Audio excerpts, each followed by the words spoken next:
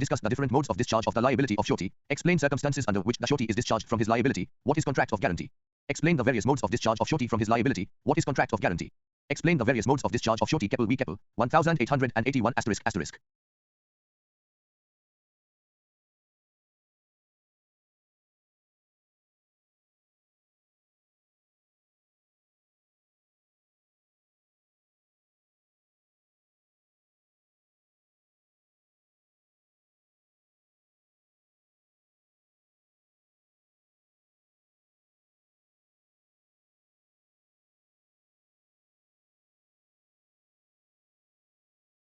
Synopsis. This answer defines the contract of guarantee and exhaustively discusses the various modes by which a surety's liability is discharged, providing a detailed legal analysis for a top-scoring essay. Providing a detailed legal analysis for a top-scoring essay. Introduction. A contract of guarantee under the Indian Contract Act, 1872, imposes a contingent liability on the surety, which can be discharged under specific circumstances. These modes of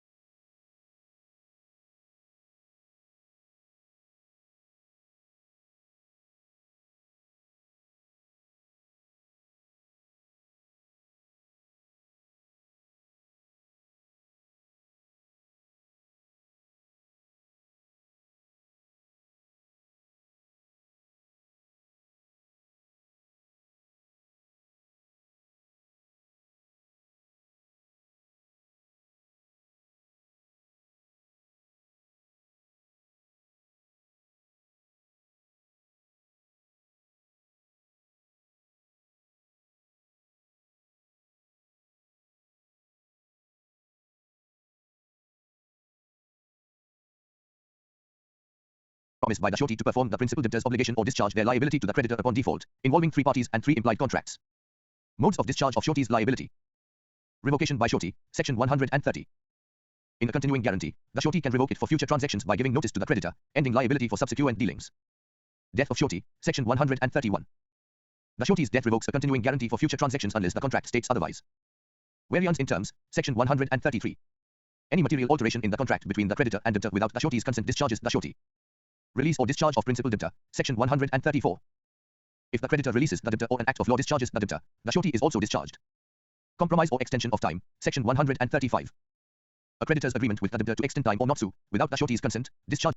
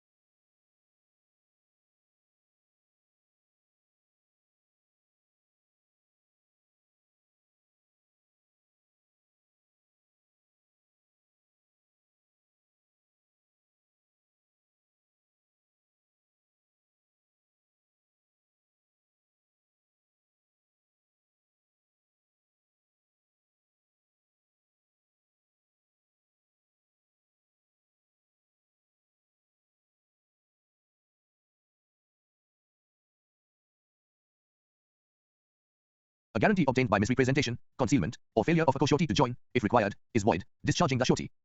Sections of related law. Sections 130 to 147 govern the discharge of surety's liability under various circumstances. Case laws with examples and elaborated explanations. Pollock v. Everett, 1876. Facts. A creditor altered the loan terms without the surety's consent, increasing the interest rate. Decision. The court discharged the surety under Section 133, as the variance materially affected their liability. Explanation. This case shows how contractual changes without consent undermine the surety's agreed risk, justifying discharge. It's a practical application of protecting the surety's original undertaking. Ward v. National Bank of New Zealand, 1883. Facts. The creditor released the principal debtor from part of the debt, and the surety sought discharge. Decision. The court held that under Section 134, releasing the debtor discharged the surety for that portion. Explanation. This illustrates how the surety's secondary liability hinges on the debtor's obligation, ending when the creditor relinquishes it, aligning with legal logic. Bank of Bihar Limited v. Damodar Prasad, 1969. Facts. The creditor failed to preserve securities, and the surety claimed discharge. Decision. The Supreme Court discharged the surety to the extent of the lost securities value under Section 141. Explanation. This emphasizes the surety's right to securities, showing that creditor negligence can reduce or eliminate liability, a key protective measure. Holme v. Bringskill, 1878. Facts. The creditor extended repayment time without the surety's consent. Decision. The court discharged the surety under Section 135, as the extension altered their risk. Explanation. This case highlights how time X147. Rhyme, revoke or die, terms don't comply, debtors free, X147. Rhyme, revoke or die, terms don't comply, debtors free, or creditors spree, sureties out, no doubt about. Keywords, discharge, surety, revocation, variance, security. Q10, discuss the liability and duties of insurer. Synopsis. This answer interprets insurer as indemnifier due to unitized focus on indemnity and guarantee, discussing their liability and duties under a contract of indemnity for clarity and relevance. Introduction. In the context, insurer likely refers to the indemnifier in a contract of indemnity, as insurance contracts align with indemnity principles under the Indian Contract Act, 1800 and indemnifier. Compensation duty. The primary duty is to reimburse the indemnity holder for losses incurred, as per the contract's terms. Timely payment. Though not explicitly stated, there's an implied duty to pay promptly upon proof of loss to fulfill the indemnity's purpose. Good faith. The indemnifier must act in good faith, honoring the agreement without undue delay or denial, an implied obligation under General Contract Principles, Section 37. Sections of related law. Sections of related law. Section 124 defines indemnity and establishes the indemnifier's liability. Section 125 details the indemnifier's duty to cover damages, costs, and sums paid. Case laws with examples and elaborated explanations. Adamson v. Jarvis, 1827. Facts. A principal indemnified an auctioneer for losses from selling unauthorized goods, and the auctioneer claimed reimbursement. Decision. The court upheld the indemnifier's liability to pay damages and costs. Explanation. This case defines the indemnifier's duty to compensate fully, showing liability arises post-loss, a core indemnity principle. Kalashnath v. State of UP, 1968. Facts. A contractor's losses from government actions triggered an implied indemnity claim. Decision. The indemnifier was liable for the resulting damages. Explanation. This extends liability to implied contracts, emphasizing the duty to cover all relevant losses, reinforcing Section 124's scope. Gajanan Moreshwar v. Moreshwar Madan, 1942. Facts. Legal costs from a defended claim were claimed under indemnity. Decision. The indemnifier was duty-bound to pay these costs. Explanation. This illustrates the duty to cover ancillary expenses, ensuring the indemnity holder is fully restored, per Section 125. Osman Jamal and Sons Limited v. Gopal Purushottam, 1929. Facts. A compromise payment was claimed from the indemnifier. Decision. The court enforced the duty to pay, given the compromiser's prudence. Explanation. This case ties the indemnifier's duty to reasonable actions by the holder, balancing liability with contractual intent. Conclusion. The indemnifier's liability under a contract of indemnity is primary and loss triggered, with duties to compensate fully and promptly for damages, costs, and compromised sums. Sections 124 and 125, supported by case law, ensure this obligation protects the indemnity holder, making it a vital mechanism for rids. Table. Indemnifier's role. Aspect. Description. Section. Liability. Primary, post-loss. 124. Duties. Compensate damages, costs. 1. Mnemonic. Indemnifier pays loss in time, IPLIT. Mind map. Center. Indemnifier. Branches to primary, and duties, compensate. Dot. Rhyme. Loss comes near. Indemnifiers here. Pays it all. Duty clear. Keywords. Indemnifier. Liability. Duty. Loss. Compensation. Q11. Do you agree that contract of guarantee is a tripartite contract? Discuss. Synopsis. This answer evaluates thus that a contract of guarantee is tripartite, analyzing its structure and legal implications to affirm its tripartite nature. Introduction. The assertion that a contract of guarantee is a tripartite contract invites scrutiny of its composition under the Indian Contract Act, 1872. Defined in Section 126, it involves three parties, the surety, principal debtor, and creditor, suggesting a triadic relationship. This discussion assesses whether this tripartite nature holds true in law and practice, a key question for understanding guarantee dynamics. Description explanation. Definition and structure. Per Section 100 and to perform the debtor's obligation or discharge their liability to the creditor upon default. Obligation. Principal debtor owes the primary obligation. Creditor receives the guarantee's benefit.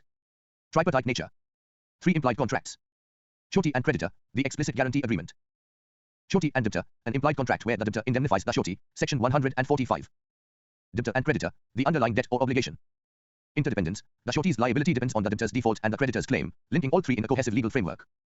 Practical example, in a bank loan guarantee, the bank, creditor, borrower, debtor, and guarantor, surety, form a triadic relationship, each with distinct roles tied to the others. Arguments supporting tripartite status. Legal recognition, sections 126 and 128 recognize the three-party structure, with the surety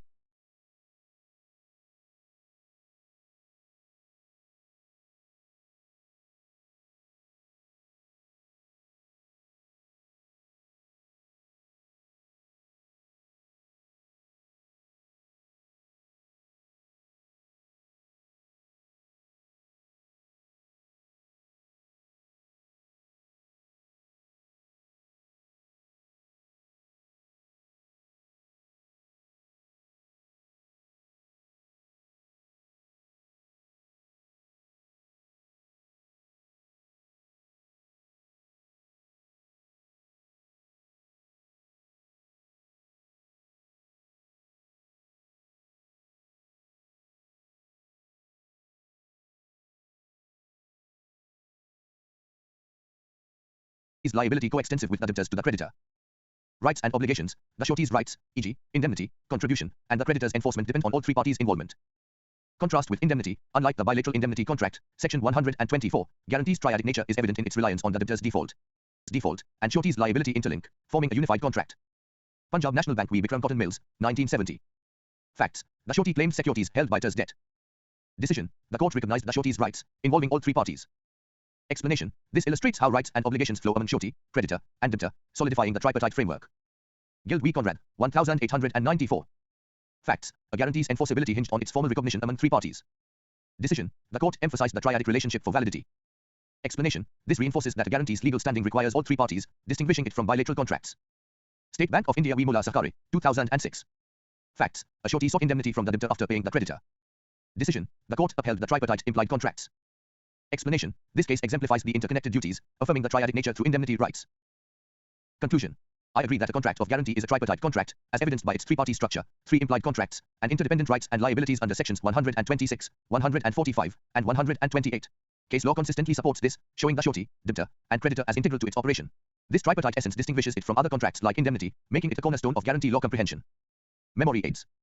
Diagram, tripartite structure. Triangle, vertices labeled, surety, debtor, creditor, with arrows showing, guarantee, debt, indemnity. Mnemonic, three parties guarantee success, TPGS. Flashcard, front, guarantee tripartite. Back, yes, surety debtor creditor, three contracts. Rhyme, surety, debtor, contract complete. Keywords, tripartite, guarantee, surety, debtor, creditor. Q13, explain the nature and extent of liability of surety. Synopsis. This answer explores the nature and extent of a surety's liability in the contract of guarantee, detailing its legal characteristics and scope for a high score, and 29, defines continuing guarantee, affecting liability extent. Section 132, establishes joint and several liability, Case laws with examples and elaborated explanations. Bank of Bihar Limited v. Damodar Prasad, 1969. Facts, a surety contested liability beyond the debtor's reduced debt.